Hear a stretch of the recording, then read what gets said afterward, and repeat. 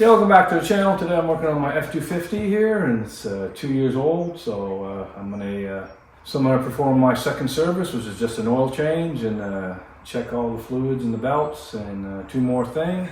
So it takes a little bit over 12 liters or 12 quarts.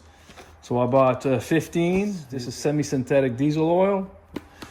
This is the oil filter. Open your hood so nobody can start the vehicle with the remote start. In the back of your pan here, you can use a 16 mil or a 5/8. It's the same. So put your hand here and hit your hand on this side. See? Nice and easy. Make sure your pan can hold 13 liters. All right, for the filter here, I bought the proper wrench for it a long time ago. You can buy a strap for it. This one here works really good. This oil will come down here in a minute. There it goes. All right. There we go. Make sure the seal is gone from the filter, and it's not. It's still stuck right there. Make sure, don't leave that up there. You'll have a major leak. Pour a little bit in here. Move the filter here a little bit. Make sure we don't cross-thread the threads. Turn it till the seats and go half a turn. Just spray some brake clean here on top. Make sure you take that oil out of there because it'll drip down and cover your brand new filter. A little compressed air. Clean it up good with a clean rag. Couple bumps here with your hand. A little brake clean here. Clean them up good. Take the cap off here. 10W30, CJ4, that's what I got. In severe duty, you put 5W40. I'm gonna dump approximately 12 liters in there. Nice and easy.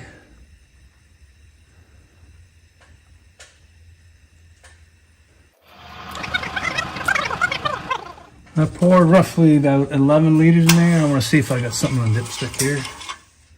It's showing full. So I'm going to start it up here and then I'll double check it. Cap back on. All the way in. I'll always do that because you'll forget it. I'm going to let it run for about 30 seconds and then I'll shut it off for about 5 to 10 minutes and then I'll double check it.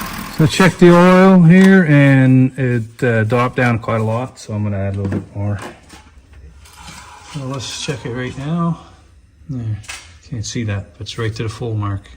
It's perfect. I'll dump my old oil in here. Two extra reservoir tanks here, and it should be between the mid and max line. So this one here is just above the mids, so it should be okay. And there's another one right here, and it's right at the bottom of the line, so I'm going to add a little bit. This is the Gale Banks Ram Air filter here, so it's got aftermarket intake, so I'm going to check that. And it's not too dirty in here, so I might take it out and just blow the compressed air. Your fan belt in here, check for cracks. You can just see it on here. Going at your truck, you can see at the bottom, but this one's like brand new. Make sure there's no oil leaks. So I checked my def fluid in the truck and it's over 3/4 full, so leave that alone. This takes water out of your fuel, so every time you change your oil, you should just crack it open a bit there, just like that. And that's all diesel, there's no water there whatsoever. I'm gonna close it back up. And there is a sensor here already in it, so when this gets full of water, it'll tell you on the dash. But if you do your oil change, that sensor will never come on because you don't want that sensor to come on, especially in the wintertime.